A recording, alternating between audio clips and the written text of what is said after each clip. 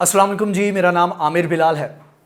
नाजरीन, खित्ते में पाकिस्तान को लेकर अगर बात करें तो पाकिस्तान के लिए भी हालात उतने अच्छे नहीं जितने कभी हुआ करते थे और आने वाले वक्त में पाकिस्तान को मज़ीद बड़े धचके लगने जा रहे हैं। आजकल जो एक नई डेवलपमेंट सामने आई है, जो एक बड़ी ब्रेकिंग न्यूज़ कह सकते हैं ख़ास तौर पर पाकिस्तान के लिए, वो ये है कि भारतीय आर्मी चीफ MM नरवाने ये विज़िट करने जा रहे हैं अगले हफ्ते सऊदी अरब का।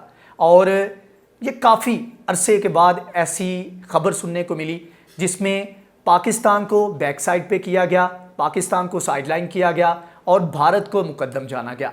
अब इसमें पाकिस्तान को एक साइड पर करने के लिए मुख्तलिफ तरीके से पाकिस्तान को घेरा जा रहा है और इसमें UAE पेश है। अगरचे वो खुलकर नहीं बात कर रहा, खुलकर इक़दामात नहीं कर रहा, लेकिन तमाम तर जो पाकिस्तान के ख़िलाफ़ अभी और आने वाले वक्त में जो इक़दामात किए जा रहे हैं, जिनको प्लान किया जा रहा है, उसमें UAE मुकम्मल भारत का और इजराइल का साथ दे रहा है। दूसरी जानिब सऊदी अरब के साथ मामलात की बात करें तो सऊदी अरब के साथ जो पैटर्न हम इससे पहले डिस्कस कर चुके हैं, जो एक पैटर्न नज़र आता है वो यही है कि सिर्फ 1 पॉइंट एक एजेंडा है जिसकी बिना के ऊपर पाकिस्तान के और सऊदी अरब के ताल्लुकात काफ़ी ज़्यादा ख़राब हुए।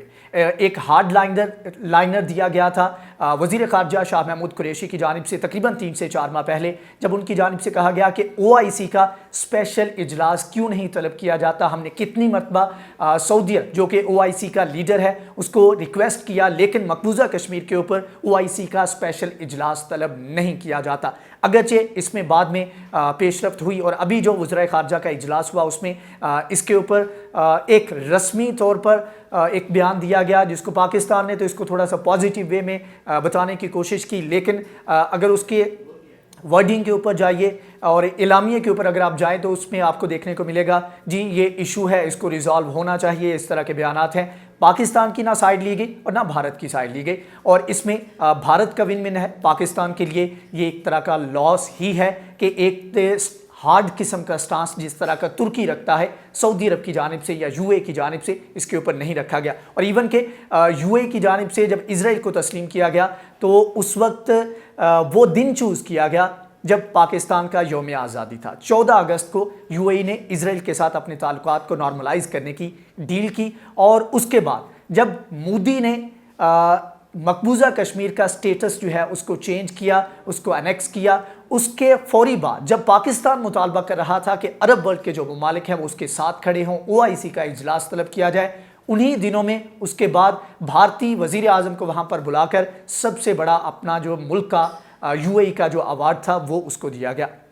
तो इससे पता लगता है कि इस वक्त गुड बुक्स में कौन है और बैड बुक में या बैड बॉय जो है वो इस वक्त सऊदी अरब और UAE की नज़र में कौन बन चुका है।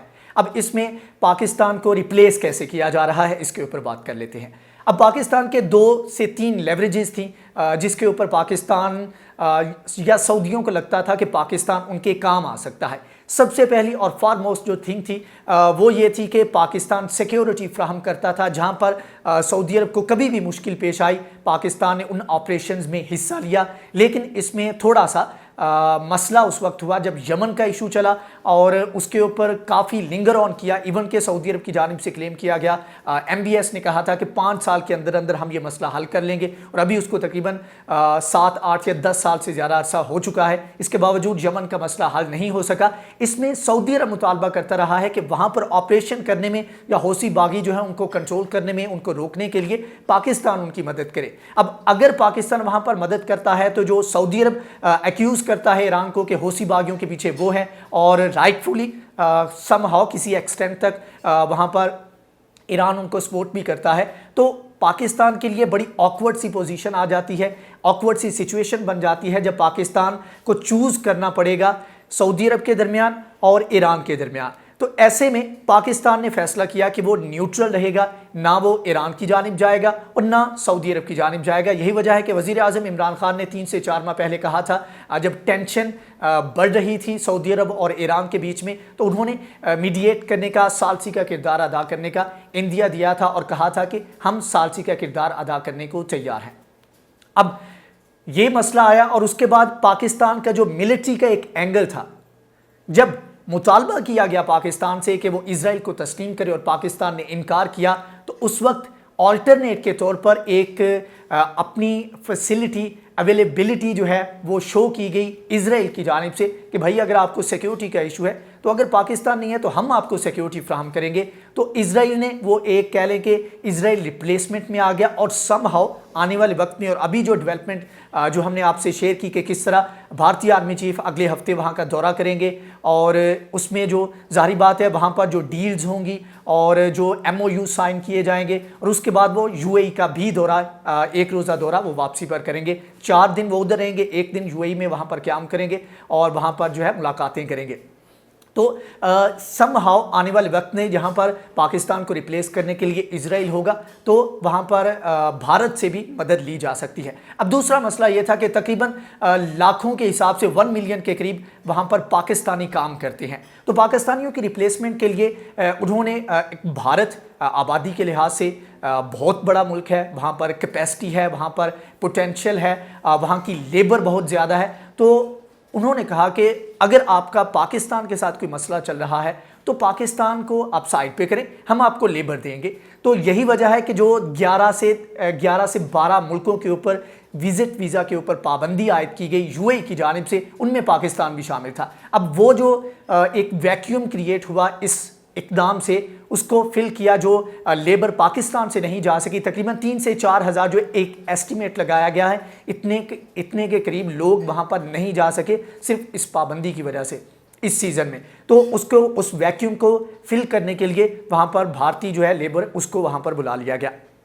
तो ये इस तरीके से पाकिस्तान को रिप्लेस किया जा रहा है। अब ये जो विज़िट है भारतीय आर्मी चीफ का, इसमें डिफेंस के हवाले से डील्स की जाएंगी। जो नेशनल डिफेंस यूनिवर्सिटी है सऊदी अरब की, वहाँ पर ये खिताब भी करेंगे। और अब आगे आप समझ सकते हैं कि किस तरह से जो एक ट्राइका बनाया गया था UAE का, इजराइल का और भारत का, और बहुत सारे मुआहदे किए गए जिसमें एग्रीकल्चर, एनर्जी और दीगर मामलात के ऊपर बातचीत की गई। उसमें भारी किस्म की इन्वेस्टमेंट जो है वो सऊदी अरब से और दीगर UAE से और दीगर ममालिक से भी आ सकती है। इन्वेस्टमेंट की बात करें तो जो भारत के अंदर या भारत का जो ट्रेड लेवल है, अगर सऊदी अरब की बात करें तो सऊदी अरब के साथ उनका ट्रेड लेवल तकरीबन 28 अरब डॉलर तक है। और अगर UAE के साथ बात करें तो ये 18 तक था।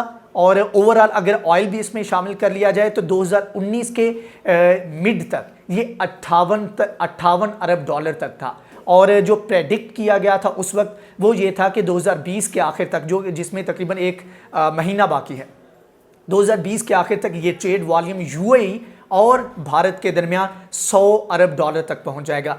एंड जस्ट इमेजिन कि ये कितनी बड़ी एक ट्रेड वॉल्यूम है और किस बड़े लेवल पर जाकर उनको लगता है कि वो इतना बड़ा फ़ायदा उठा सकते हैं। अरब वर्ल्ड को ये लगता है, इन दो बड़े ममालिक को ये लगता है। अब दूसरी जानिब पाकिस्तान की बात करें तो पाकिस्तान का सऊदी अरब के साथ सिर्फ 4 से 5 अरब डॉलर का इनका जो आपस में ट्रेड की जाती है वो इस लेवल पर है। तो ये चीज़ें हैं जो कि जिसके ऊपर पाकिस्तान को पहले गौर करना चाहिए था, ट्रेड के ऊपर बातचीत करनी चाहिए थी। हमने सिर्फ लेने के ऊपर हाथ रखा, उनको देने की, हालांकि उनके ऊपर उनकी जिस तरह का उनका एनवायरनमेंट है, जिस तरह का उनका माहौल है, वहाँ पर बहुत ज़्यादा कैपेसिटी थी कि पाकिस्तान वहाँ पर बहुत ज़्यादा बड़े लेवल पर एक्सपोर्ट कर सकता था।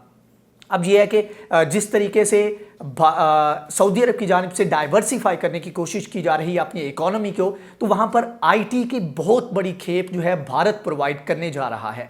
और ये उसी सिलसिले की कड़ी है कि आप मिलिट्री लेवल के ऊपर और पब्लिक लेवल के ऊपर और गवर्नमेंट लेवल के ऊपर बहुत बड़ी इंगेजमेंट नज़र आ रही है। तो ऑफ कोर्स पाकिस्तान ने अगर ये फैसला किया था कि वो इसकी इतनी कि वो इजराइल को तस्लीम नहीं करेगा, तो उसकी कितनी बड़ी कीमत अदा करनी पड़ेगी, ये उसका एक कह लें कि छोटा सा टीज़र था, ट्रेलर था। आने वाले वक्त में पाकिस्तान को और ज़्यादा मुश्किलात का सामना करना पड़ सकता है। लेकिन ऑफ कोर्स जो पाकिस्तान के पॉलिसी मेकर हैं, पाकिस्तान के जो स्टेक होल्डर हैं, उन्होंने बड़ा सोच समझ कर फैसला किया होगा। और जिस तरह के ताल्लुकात हमारे सऊदी अरब के साथ थे, अगर हमने उस ट्रैप से निकलना था जिसमें जब दिल करता था, अगरचे वो हमारा साथ भी देते थे, हमें फेवर भी देते थे, लेकिन जब दिल करता था वो हमें डू मोर का अमेरिका की तरह मुतालबा भी कर देते थे। अगर हमने इस ट्रैप से निकलना था तो हमें फिर नए ब्लॉक की ज़रूरत थी जो कि एक लॉन्ग टर्म में हमें आने वाले वक्त में बहुत ज़्यादा फ़ायदा देगा। हम एटलीस्ट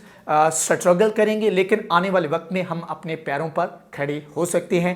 वो ब्लॉक है चाइना का। चाइना हमें जो भी प्रोवाइड कर रहा है वो म्यूचुअल बेनिफिट के ऊपर बात करता है, तो पाकिस्तान को आने वाले वक्त में इसका बहुत ज़्यादा फ़ायदा होगा। अगर आगे जाकर हालात बेहतर होते हैं, मोदी या वहाँ के जो पॉलिसी मेकर हैं उनकी पॉलिसी में अगर चेंज आता है, तो सी पैक अगर हॉरिजेंटली चल रहा है तो वर्टिकली अगर जब चलेगा,